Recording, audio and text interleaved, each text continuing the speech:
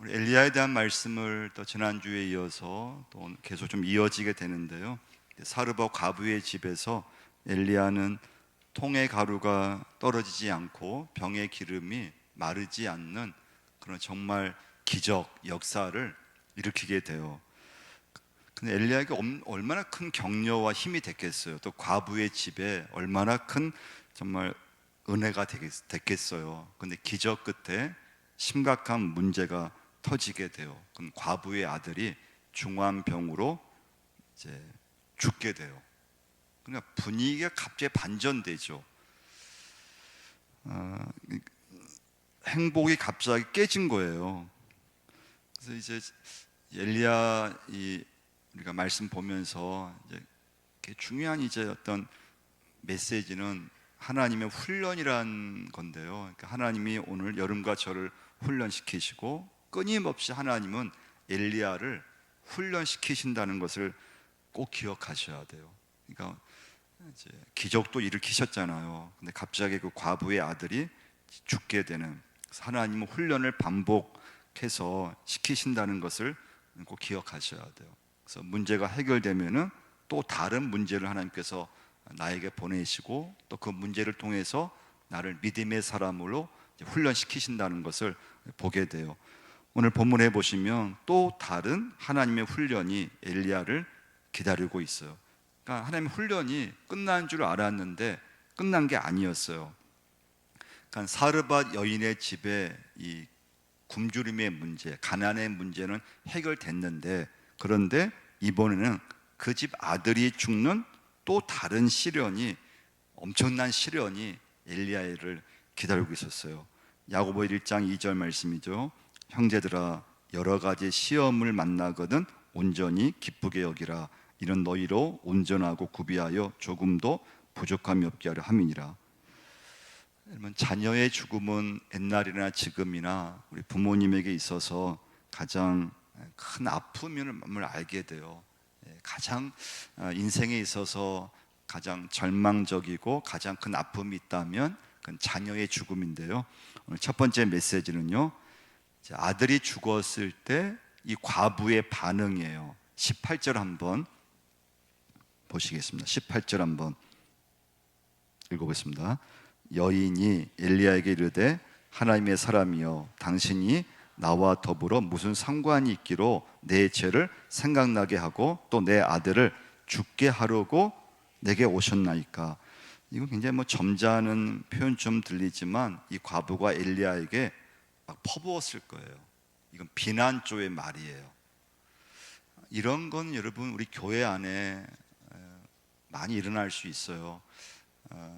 아직 저는 아직 그런, 우리 용산제일교회에서는 그런 경험은 없지만 가끔 이렇게 신방 가다가 장례 신방 가다가 함께 갔던 봉고차가 또 교통사고가 나서 또 교회 어떤 그런 버스를 탔는데 그 버스 운행하다가 또 큰 사고가 나서 크게 다치기도 하고요.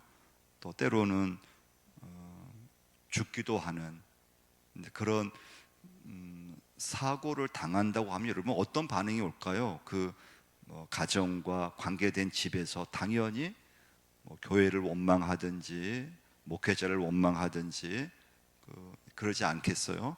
그러니까 이제 이 과부도 엘리야가 집에 와서 막 기적을 일으키고 거기까지 좋았는데, 근데 갑자기 아들이 죽었을 때 이 엘리야를 원망하는, 왜 당신이 우리 집에 와가지고 아들을 왜 죽게 합니까?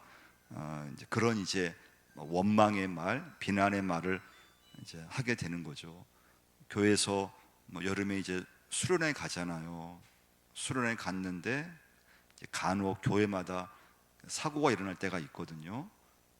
물놀이 하다가 학생이 죽기도 하고, 그랬을 때, 그런 결과가 일어났을 때 그 관계된 부모님이라든가 또 가족들은 그런 교회에다가 엄청난 그런 비난이든지 원망을 할 수밖에 없잖아요. 이제 그런 이제 경우가 오늘 이제 본문의 말씀이에요. 아무튼 이제 한 구절이지만 엄청난 비난을 이 과부가 엘리야에게 막 퍼붓고 있는 거예요. 자, 이때 엘리야의 반응이에요. 그런 비난을, 그런 결과를 예상하지 않았는데, 근데 기적을 일으키고 나서 그 아들이 죽었을 때 엘리야의 반응은 이제 과부에게 일단은 이렇게 대꾸하지를 않아요. 그러니까 과부의 비난을 그냥 그걸 다 이렇게 듣고 받아들이고 변명하지를 않고요. 그 아이를 나에게 달라고 해요. 19절 한번 읽어보겠습니다. 엘리야가 그에게 그의 아들을 달라 하여 그를 그 여인의 몸에서 받아 안고 자기가 거처하는 다락에 올라가서 자기 침상에 누이고. 저는 이 말씀에서 굉장히 좀 도전을 좀 받게 되는데요. 엘리야 이때 모습은 책임을 지려고 한다는 게 이제 엘리야의 모습이에요. 사실 요즘 좀 사람들은 좀 책임을 지지 않으려고 하죠. 결정적 순간이 되면은 다른 사람에게 책임을 전가하려고 해요. 요즘 현대인들은 누구든 책임을 지려고 하지를 않아요. 근데 지금 엘리야는 회피하려고 하지 않아요. 요즘 같으면 그냥 대충 이렇게 좀 과부 말을 듣다가 조금 그냥 그 상황을 모면하든지 그 상황을 그냥 말 없이 좀 회피하든지 그냥 내 책임이 아니다 이렇게 하면서 좀 그냥 물러날 수 있거든요. 그런데 엘리야는 이제 과부의 비난 막 그냥 엄청난 그런 원망의 말을 듣고 이제 거기에 대꾸하지 않고 그냥 그 아이를 나에게 달라고 한다고 하는 것은 책임을 끝까지 지겠다고 하는 이제 모습이에요. 여러분도 이게 시체를 여러분 부모님 돌아가실 때 입관할 때 보통 사람의 시체를 이렇게 만져보거나 이제 보게 되잖아요. 여러분 사람이 죽었을 때 그 시체를 내가 만졌을 때 어떤 느낌이 듭니까? 좀 절망감, 살아있을 때 못 느꼈던 때로는 가족이라 하더라도 그 돌아가시는 순간에 뭔가 이렇게 좀 무서움 그런 게 좀 들 수 있거든요. 지금은 이렇게 장례식장에서 우리가 모든 걸 다 이제 고인의 장례든 또 영안실이 있어서 다 이렇게 모시지만 여러분 경험하시겠지만 몇십 년 전만 해도 대부분 장례식을 집에서 하든지 또는 이렇게 마을에서 하든지. 그래서 저도 부목사 이렇게 처음 했을 때는 그때는 담임 목사님과 함께 또 교인들과 함께 염도 조금 해봤어요. 그리고 정말 처음으로 저도 부목사 이제 처음으로 교인이 돌아가셨을 때 가서 같이 염도하고 그런 시체를 이렇게 가까이서 이렇게 만져본 적이 있어요. 그때 딱 이렇게 어떤 드는 마음은 굉장히 중압감도 들고 또 때로는 근데 저는 그렇게 겁은 안 나더라고. 시체에 대해서 겁이라든가 무서움이라든가 어떤 목회자는 이제 그런 부목으로 있을 때 그런 염문을 한다는 건 그 굉장히 좀 후유증이 있다고 하는데 저는 그런 후유증은 없었어요. 근데 아무튼 여러분과 저는 사람은 살아가면서 시체를 이렇게 만졌을 때 오는 그런 굉장한 조금 어려움이 있잖아요. 근데 이 엘리야는 죽은 그 아들을 이제 자기에게 달라고 하고 그리고 이제 엘리야가 머물었던 다락에 그 이제 아이를 안고 올라가게 돼요.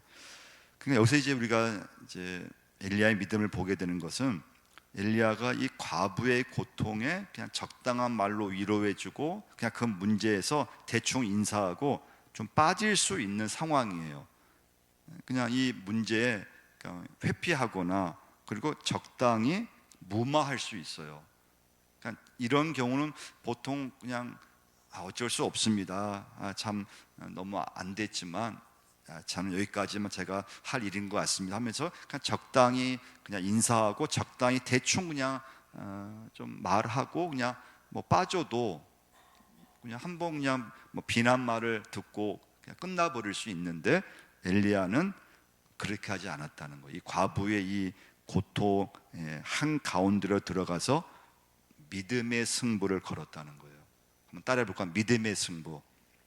여러분과 저도 오늘 예배 드리시면서 말씀 붙잡으면서 어느 딱 이 순간에는 믿음의 승부를 걸어야 되겠다는 걸 기억하셔야 돼요. 그러니까 책임을 회피하려고 하면 안 되고요.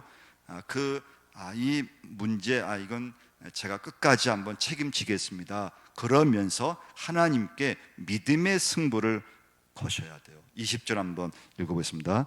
여호와께 부르짖어 이르되 내 하나님 여호와여, 주께서 또 내가 우고하는 집 과부에게 재앙을 내리사 그 아들이 죽게 하셨나이까 하고. 두 번째 메시지예요. 엘리야는 하나님 앞에서 이 문제를 해결하려고 했다는 거예요. 이건 보통 믿음이 아니에요. 대단한 믿음이에요. 아니, 죽은 사람을 하나님 앞에 기도하면서 그 죽은 아들을 하나님께 살려달라고 기도하는 엘리야의 이 믿음은 진짜 대단한 믿음이에요. 엘리야는 과부의 아들을 안고 다락으로 올라갔습니다. 그리고 과부의 아들을 자기 침상에 누이고 하나님께 부르짖었어요. 엘리야는 기도를 드렸어요. 21절 읽습니다. 그 아이 위에 몸을 3번 펴서 엎드리고 여호와께 부르짖어 이르되 내 하나님 여호와여, 원하건대 이 아이의 혼으로 그의 몸에 돌아오게 하옵소서 하니. 아니, 이 사람은 지금, 이 아들은 죽었어요. 근데 지금 엘리야는 그 아들을 하나님께 살려달라고 기도하는 거예요. 대단한 기도죠. 진짜 대단한 믿음이에요.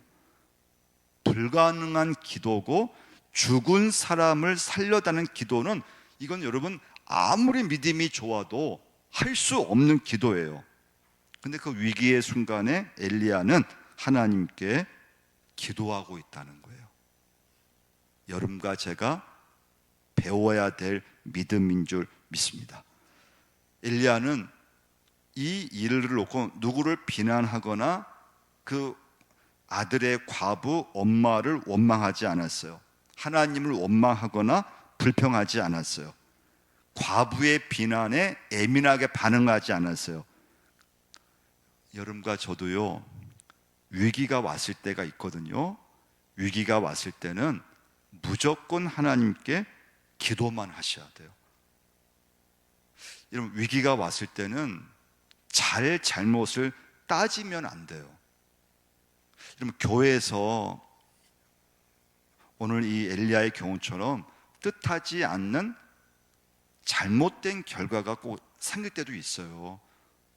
뭐 신방 가다가, 뭐 장거리 그런 운전해서 신방 가다가, 또 우리 교회 학교에서 수련회 하다가, 또 교회에서 행사하다가 뜻하지 않는, 예기치 않는 크고 작은 그러나 엄청난 그런 사고를 만날 수도 있고 당할 수도 있고, 그런 일이 생길 때가 있을 거 아니에요.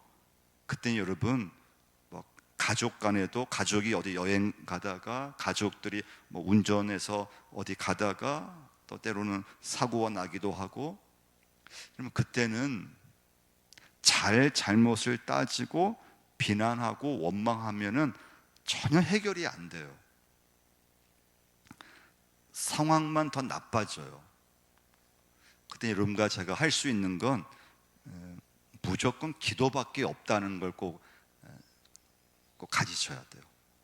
하여튼 위기를 만나면, 문제가 생기면, 하나님, 이건 기도밖에 없습니다. 기도만 하겠습니다. 그리고 그 상황을 보면은 계속 안 좋아져요.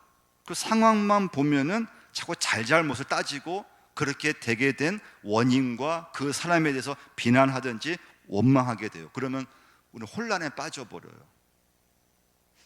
참 어려운 문제죠. 좋게 시작했는데, 하나님의 일로 시작했는데, 근데 그 과정 속에서 결과가 안 좋을 때, 어떤 사고가 났을 때, 그때는 여러분 잘잘못을 따지면은 더 상황이 더 안 좋아지고 혼란에 빠져요. 제자들이 주님과 함께 배를 타고 이제 갈릴리 호수 건너편으로 가다가 우리가 아는 것처럼 복음서에 보면은 큰 풍랑을 만나서 얼음을 당하게 돼요. 이때 예수님은 이제 배 뒤편에 주무시고 계셨고 제자들은 이제 막 죽는다고 막 야단이었어요. 풍랑을 보고 소리 질렀어요. 그리고 예수님을 깨우면서 하는 말이, 예수님 이제 우리 죽게 되었습니다. 근데 그때 제자들은 주님을 바라봐야 됐는데 풍랑만을 바라본 거예요. 풍랑을 바라보니까 원망이 나오고 풍랑을 바라보니까 잘잘못을 따지게 되어 있어요. 그러면 절대 그 문제는 해결이 안 돼요. 풍랑만 바라보면 모든 건 끝이에요. 끝.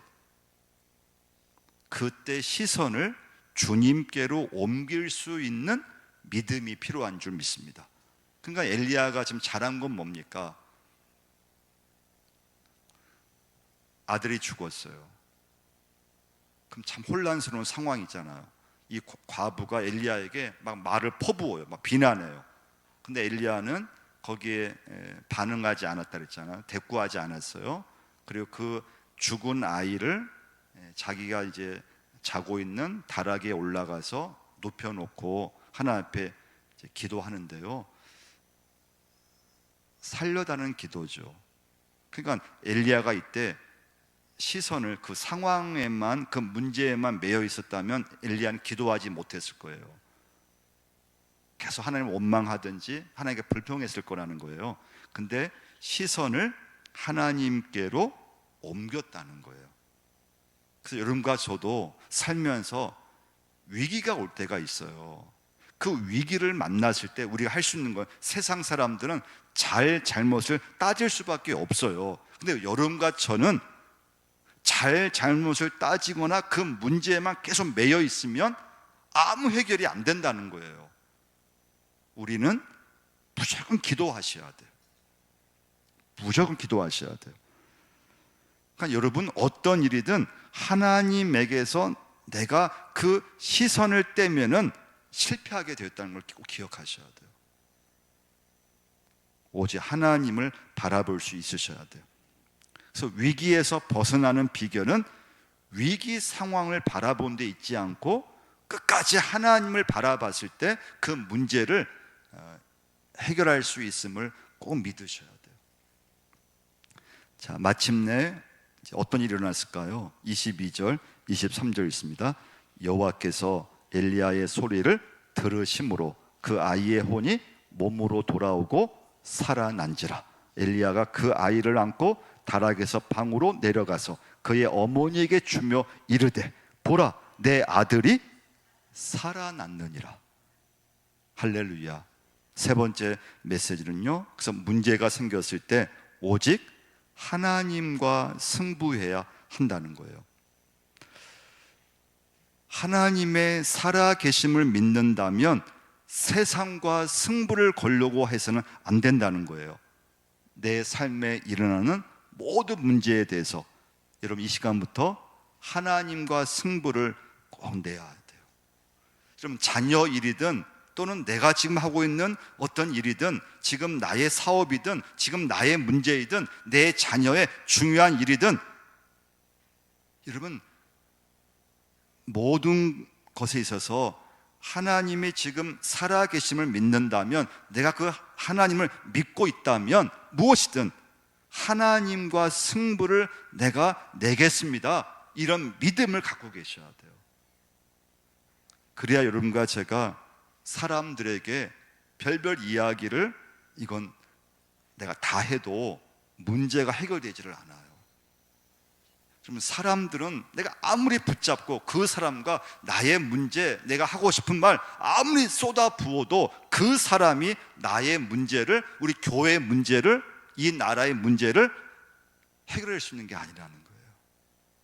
그래서 여러분, 하나님과 내가 승부를 해야 된다. 하나님께 내가 기도해야 돼. 하나님께서 이 문제를 해결해 주셔야 돼. 이런 믿음을 꼭 갖고 계셔야 돼요. 그게 엘리야의 믿음이에요. 그러니까 과부의 아들이 죽었다고 해도 꿈쩍하지 않는 거예요, 엘리야가요. 예.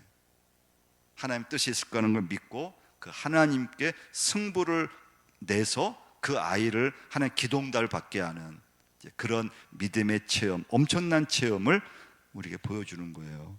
그래서 이런 문제는 하나님이 해결해 주셔야 돼요. 그러니까 여러분, 절대 문제는 사람이 해결해 주는 게 아니라는 걸 꼭 기억하셔야 돼요. 하나님이 역사하셔야 돼요. 그래서 여러분, 이제 여기서 우리가 적용할 건 뭔가 하면요, 그래서 여러분, 우리는 살아가면서 너무 내 스스로 어떤 일이든 결론 내리시면 안 돼요. 어떤 일이든 내 스스로 포기하면 안 돼요. 무조건 기도하셔야 돼요. 그건 내가 나의 한계선을 만들면 안 돼요. 내 자녀의 어떤 한계선을 내가 만들어버리면 안 된다는 거예요. 내가 할 수 있는 것은 뭐냐? 살아가는 동안 예수 믿으면서 하나님과 무조건 승부를 내야 된다는 거예요. 그래서 문제가 생겼을 때 너무 막 쩔쩔매면 안 되고, 여러분과 저는 무엇이든 세상 사람들이 쩔쩔매는 그 어떤 문제, 그 사건, 사람들이 막 쩔쩔매고 있는 그 어떤 문제에 한 복판에 여러분과 제가 들어가서 내가 할 수 있는 것은 무엇인가 하면, 제가 기도하겠습니다, 그 문제를 저에게 주십시오, 선포할 수 있어야 된다는 거예요. 하나님이 끝이라고 하시기 전에 내가 끝이라고 해서는 안 된다는 거예요. 내가 먼저 포기하면 안 돼요. 쉽게 포기하면 안 돼요. 내 마음대로 포기하면 안 된다는 거예요. 쉽게 여러분과 저는 주저앉으면 안 돼요.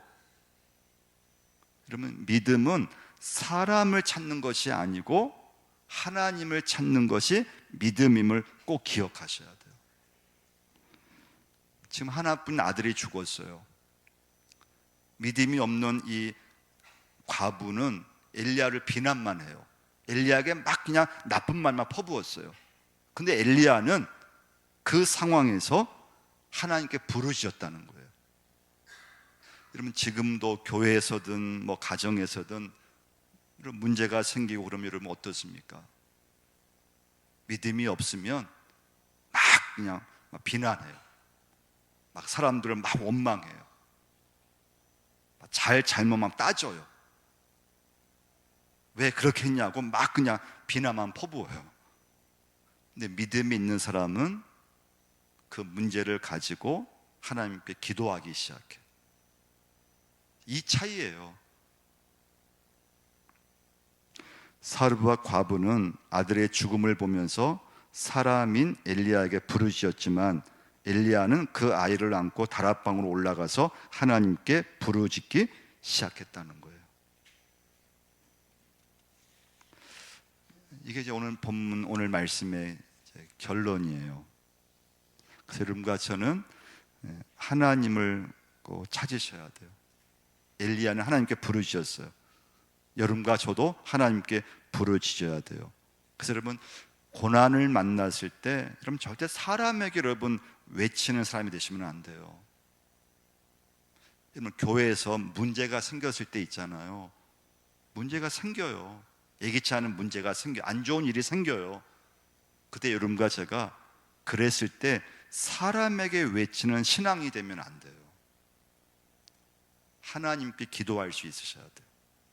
그러면 교회가 더 은혜로운 교회가 되고 교회가 더 하나님께서 쓰시는 교회가 될 수 있어요.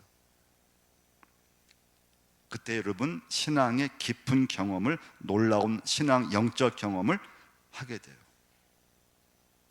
그래서 여러분, 이 시간부터 참 우리 문제 앞에 서면 쩔쩔매잖아요. 저도 뭐 설교하지만 큰 문제 앞에 서면은 막 쩔쩔매요. 또 교회 어떤 문제가 있으면 막 쩔쩔매요.